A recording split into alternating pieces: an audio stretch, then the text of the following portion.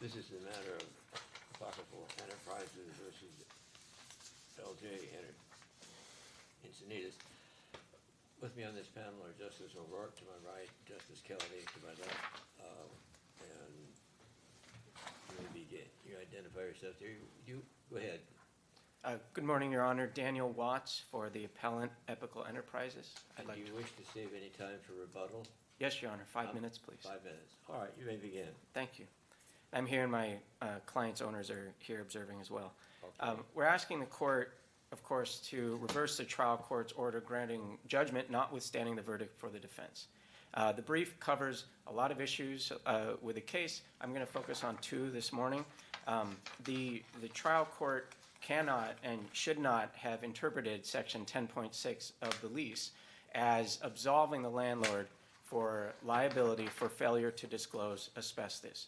What's the standard review we consider on that question? Is it de novo for this court? It's de novo on the order granting judgment, notwithstanding the verdict. And then, but there's an underlying issue that you indulge all inferences in support of the jury's verdict. So there's substantial evidence there. So it's kind of a mixed standard of review, and we spent a little time briefing that. But the bottom line is it's de novo on whether to grant judgment, notwithstanding the verdict. Was there any extrinsic evidence presented other than the evidence presented to the jury? I mean, on the meaning of the contract. There, not that I recall. I don't. Okay, so why wouldn't it just be a pure question of law as to what the contract means for us? Why would we draw any inferences to support any order below if we're talking about a contractual provision that we're interpreting? Because the validity of the contract depends in part on what it's being applied to do. Under Civil Code 1668, it says any contracts which have for their object directly or indirectly. Obviously, we apply 1688 to any contract where it might apply, yes. Right. And so if there's a finding by the jury, an express finding, for example, that Tort liability. Not just liability, but that the defendants acted with intent, that they intentionally acted, then, and if this contract is then being applied to absolve the landlord of liability, of responsibility for that intent or violation of law, then 1668 applies. And so we have to look not just at, I agree that if this were an action for declaratory relief and the court is just looking at the language of the contract, and we argue this in the brief, the court can just look at the language of the contract and find that it does not absolve a landlord, cannot absolve a landlord of its statutory duty to disclose asbestos. The court can look at that de novo, but here when it's strange to call it an as-applied challenge to the language of a contract, but that's essentially what the judgment notwithstanding the verdict did. They said that, well, you know, if the lower court judge even said this, if there had been a finding that there was some violation of the health and safety code, then this should not have been put in. This should not have been, the 1668 would have been triggered, and then 10.6 would not have relieved the landlord. So the findings of the jury do inform the decision of, as to whether 10.6 can be interpreted in the way that the defendants are interpreting it. So under 1668, any contract that, you know, excuses violation of the law, whether willful or negligent, or excuses a willful injury to property, those contracts would be void in California. So here the Health and Safety Code expressly requires an owner of commercial property who knows or has reasonable cause to believe that there's been a release of hazardous materials on that property. They must disclose it to the renter, and they must do it before the renter signs the contract to rent the place. And that same section of the Health and Safety Code, 25359.7, subdivision A, says by statutory command the failure of the owner to provide that written notice when required about asbestos, that subjects the owner to actual damages and any other remedies provided by law. So if we interpret this release the way that the trial court did, where it exempts the landlord here from liability for its failure to disclose, then it's in violation of law. So I think the proper thing to do is to look at contractual interpretation and decide whether this actually does do that. If it does, it's void because it excuses violations of the law. If it does release the landlord from liability for failure to disclose asbestos, it's a void contract, or at least this section is. If it doesn't do that, well, then it doesn't release the landlord from liability, and still the judgment notwithstanding the verdict should be overturned, and the jury's. So the evidence at the trial was MC Sawyer showed range 9 to people, and he knew that it potentially contained asbestos, but he didn't believe any asbestos had been released. Does that trigger a duty or a statutory violation? Yes, landlord, if they have a reasonable cause to believe that there's been a release of hazardous materials, then they have a duty to disclose that. And it doesn't even, it says who knows or has reasonable cause to believe that any release of hazardous substance has come to be located on the property. So it's not that hazardous substances have been released into the air right now, but that hazardous substance, there has been some kind of release of it, which is what this is, the presence of asbestos. It's been released onto the property. It says has come to be located on the property. So if there's asbestos on the property, it has to be located. There's also a common law duty to provide material defects, disclose material defects to people who are trying to get property. Here, everybody agrees that he knew that there was asbestos on the property. There's 3 pages of our opening brief recounts all the facts showing that he knew that there was asbestos on the property, even thought about disclosing it to the tenants, decided not to, specifically because of the lease, consulted with his lawyers. They told him, well, there's an as-is clause in the lease, so you don't have to talk to him about it. And then the defendants decided, yeah, that would bring a whole lot of other requirements on us, expense and so forth, if we did disclose it. So they consciously, intentionally chose not to disclose, despite the statutory duty. All of this, even the jury was actually instructed on this. Instruction 418 told the jury that there's a presumption of negligence per se. If there's a violation of this law, then the jury should presume that there is that the defendants are negligent. And when we indulge all inferences in favor of the jury's findings, as a trial court should do, then we can infer from the fact that they found them negligent that the jury also found a violation of the statute, because they were told this is what makes somebody negligent. If you find that they violated this section of the Health and Safety Code, you must find them negligent. The jury found them negligent. Well, if we indulge all inferences, as Shapiro versus Sue instructs us. Well, you're saying that based on the evidence presented to the trial, in effect, there couldn't be any other theory. That's correct. Yeah, that is the thing that they were accused of doing. Do we really have to, is it really an inference? It's the totality of the evidence that was presented on that issue. And there wasn't any other source of liability, was there? No, I agree. Of course not. So why an inference? Why not the overwhelming weight of evidence? Well, I want. That's another way to describe it. But I mean, that's all the evidence that there was. Yeah. Yes, Your Honor.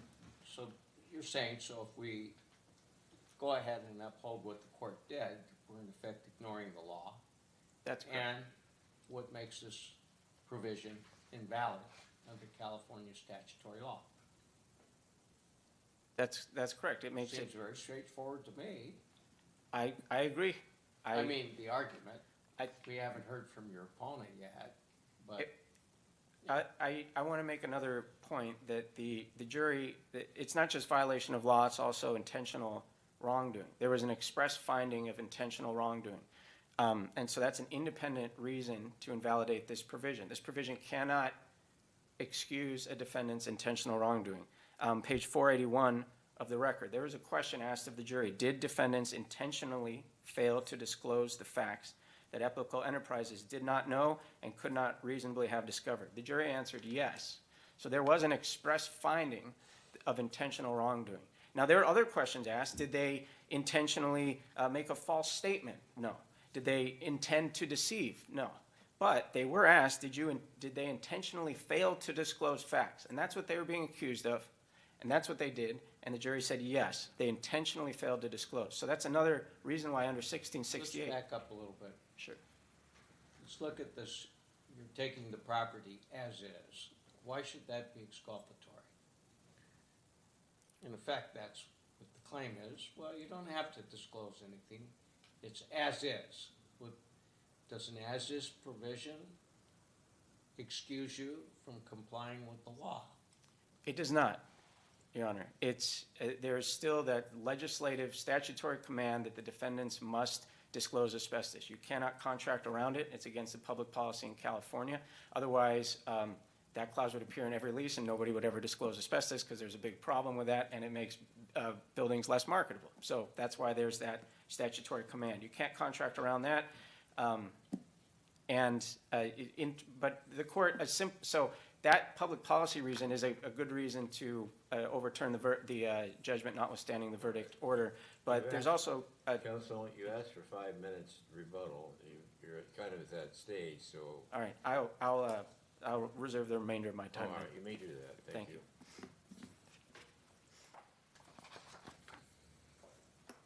I feel I might need to raise this up. May it please the court. Kendra Hall on behalf of respondents, Leach Tag Foundation, and LF Encinitas Properties. I'll refer to them both as Leach Tag just for convenience. Justice Hepman, I do have a protective cross appeal. Would it be possible to reserve 2 minutes on that? All right. Thank you. As a starting point, paragraph 10.6 is clear and unambiguous in providing that there will be no recovery for consequential business loss type damages. This was not hidden. This was not part of a lease that was forced. Well, we understand that, but there's some exceptions to it. And he's claiming that this is defeated simply by the fact that there's a violation of health and safety code, that you knew there was asbestos and you didn't disclose it, and you had an affirmative duty under the statutory law to do so. Understood. I think So, a couple points on that, Justice O'Rourke. There was no knowledge of friable asbestos, nor is there any evidence in the record that the asbestos, the existence of the small amount of asbestos. assuming that's the case, your opponent says you're still required to disclose it under the health and safety code, are you not? I agree with you, Your Honor. You are required to disclose it under the Health and Safety Code. However, subsection B of section 25915.5 provides that the delivery of notice or failure to give notice shall not alter the party's contract. And additionally, in addition to the express statement in the statute, there's also significant case law, CASA, Farnham, Nunes, and I think also, even though it's a federal authority, the Peregrine case is really cogent in going through the reasons why not every single violation of a statute such as this Health and Safety Code would vitiate a contractual agreement that was made at arm's length in a commercial context. We're not talking about someone who's dealing with the public. We're not talking about a contract of adhesion. We're talking about a lease where my client's trying to help an orchid grower and is providing premises solely for the growing of orchids. Public's not going to be coming in, nothing like that, and provides incredibly favorable terms, a very low, inexpensive ground lease in exchange for negotiated bargain for terms. And what did we have here, a broken pipe, as I recall? We had a storm that caused a broken pipe, and it was, and that was the claimed so- issue. Assuming all the good intentions in the world. But I mean, let me just correct something that opposing counsel said. Exactly, Your Honor. And I think that let me jump back to what your point is. I don't have a point, I have questions. Okay. What your statement is that we want landlords to lease premises, to provide favorable terms. I mean, this was a great opportunity for the plaintiff. My client testified, and the evidence in the record is they're excited to be a part of that opportunity. Until the storm and the broken pipe, that may all have been true. But but at the same time, if we don't have the ability to have these type of contractual provisions as is, and a clause. Well, let's put it this way. If you had made a disclosure of the existence of asbestos, you could have still leased the property at favorable terms and done all that, couldn't you? And the testimony was that a mistake was made, and this is solely an issue of providing notice. It's not, the jury did not find, it found in one finding where it found no in a cause of action where it found no liability, that there was intent, but that there was no intent to deceive. There was no knowledge of a dangerous situation. Well, the question is, the statute requires disclosure. It imposes a duty on a lessor or a seller of real property with asbestos to disclose its existence. So did they find a breach of statutory duty? I'm not understanding your Did question. the jury find a breach of statutory duty to disclose asbestos? The jury found under two of its verdicts negligence in the use and maintenance of the premises and just negligence. It did not specifically find a statutory duty. And I appreciate your comments regarding the record in this case and what this case was about. But I think one of our points was, and I think that counsel is asking for an inference from this court, certainly on the gross negligence issue and intentional conduct issue. And this court, so I know you're very familiar with the D.R. Horton case, is held when you have a special verdict, no inferences can be made. And we also pointed out the Erickson versus Nunick case and Evidence Code section 521, which clearly state that it would be plaintiff's obligation to obtain those specific findings is relevant to its case, and the burden was not on us.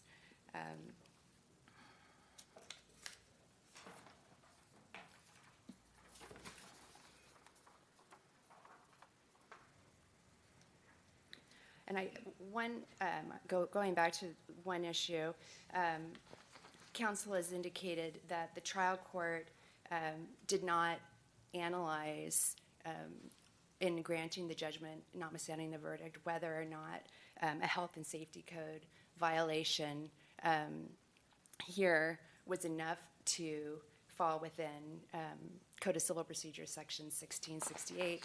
And at page 588 of the record, the trial court actually engages in a 3-paragraph analysis where it talks about the decisions in Causa, Farnham, and Peregrine, and it says that it finds that the weight of authority, and that Lieshag has the better argument, that the limitation of liability clause would still be enforceable, even if the jury had specifically made a finding that there was a statutory violation in this case, and I believe that was absolutely correct. Moving quickly, not sure on my time, to the protective cross-appeal issue that we've raised.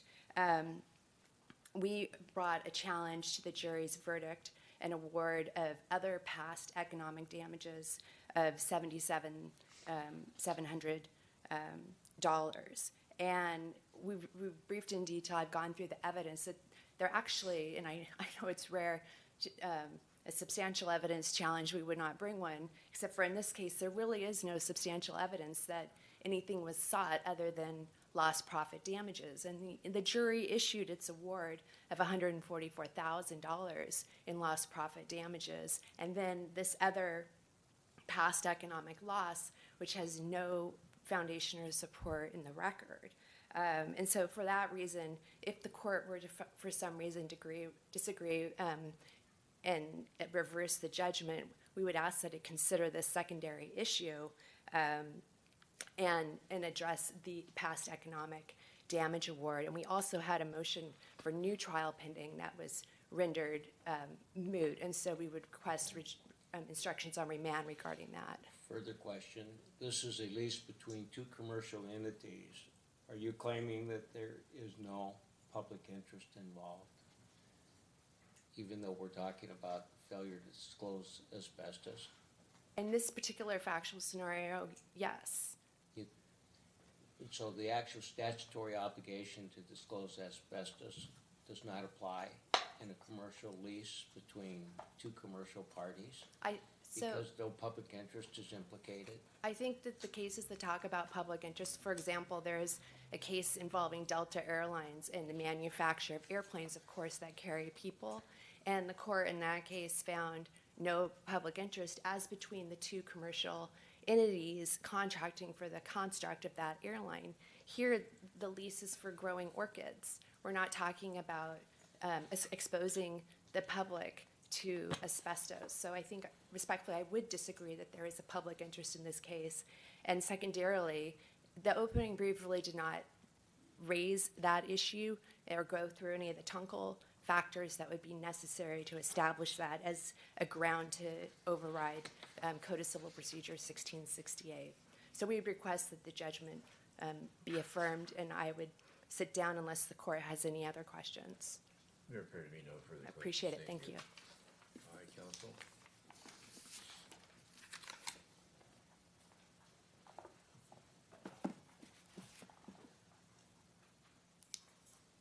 So counsel said that there was no knowledge of friable asbestos.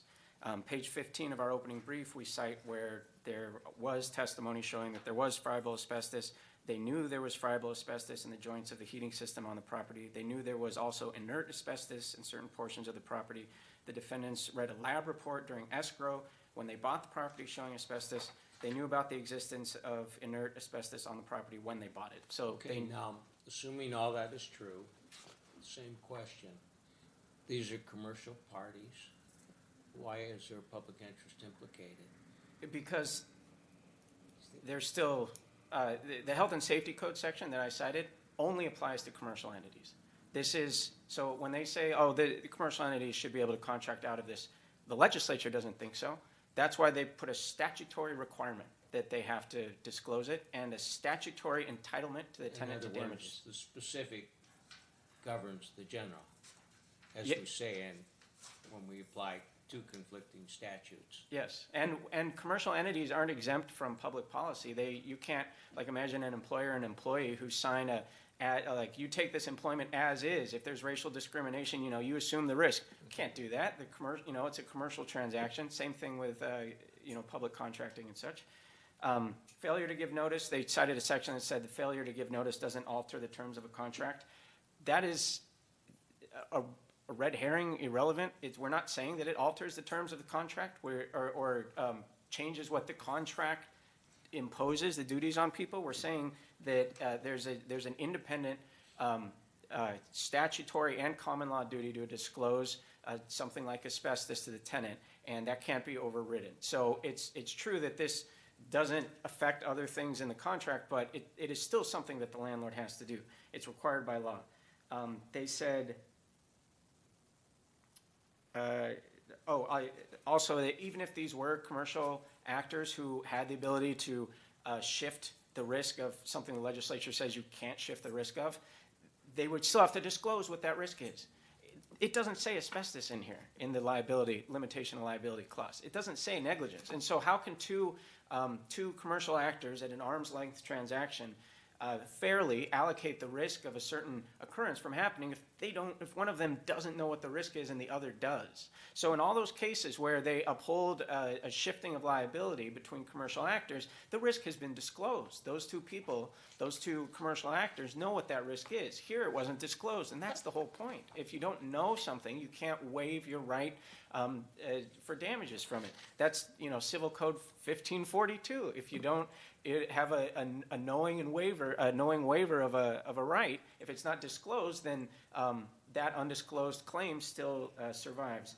And then finally, they say that there's no special verdict on the contractual assumption of the risk defense. And they say that was our burden to produce that. It wasn't. It's an affirmative defense. Conrad versus Ball Corp says a defendant needs a special verdict form to prevail on an affirmative defense. They didn't submit it. It's not our job to submit a bunch of verdict forms disproving a defense that they haven't even polled the jury on. And if, to the extent there was an explanation of contractual assumption of the risk, there was an instruction that was given to the jury, not a special verdict form, but an instruction telling them, if you find that there's a contract that applies to this case and it absolves them of responsibility, you cannot make a finding for the the plaintiff cannot return a verdict for them unless you find gross negligence or intentional misconduct. And so from that, that's the only thing that the defendants put up there to tell them about assumption of the risk. Since the jury still gave us a plaintiff's verdict, we must assume that they read that, considered it, and found either intentional wrongdoing or gross negligence. Of course, that instruction was incomplete because it also omitted violation of the law, which is something that should have been in there. But even with that defense-friendly language, telling them about the contract and the assumption of the risk, the verdict still came back for the plaintiff. So I asked the court to set aside the, I'll address briefly the respondent's protective cross appeal. I think there's substantial evidence showing that our client is entitled to over $300,000 in damages, and the way that this was phrased on the special, on the, when the question to the jury says other past economic loss, we don't know exactly what that meant, but they, like I said in my brief, the jury could have said, okay, other past, so other past. That means that this also is past economic loss. This is not, or maybe they're both, all profits are in the past. So it wasn't really explained to them what to do. And if that was a category of damages my clients were not entitled to, why was it even put on the jury form? So the jury presented with 2 blank spaces, a number that they want, and then they think they have to divide it up between these 2 blank spaces, just decides to divide it up. But there was substantial evidence supporting damages of over $300,000. The verdict came in substantially lower than that. So if we indulge every inference in favor of the verdict, there's plenty of evidence supporting that damage award. So, thank you. Very much. Case is submitted. Court will be in recess. All rise. Oh, wait, Justice Hufford? Yes. I think there's a question from, I should reserve 2 minutes if you don't mind. If you want to, I didn't hear anything new, but if you want to go back over it again. Just on the protective cross appeal to respond. I understand. 1 minute. And I did not hear what that evidence of past economic loss No. was other than lost profits. And this is the reason we have special verdicts, so that we can address these issues. I appreciate the court's attention. Thank you. Thank you, Nicole. Case, the court is in recess. All rise. Case is submitted.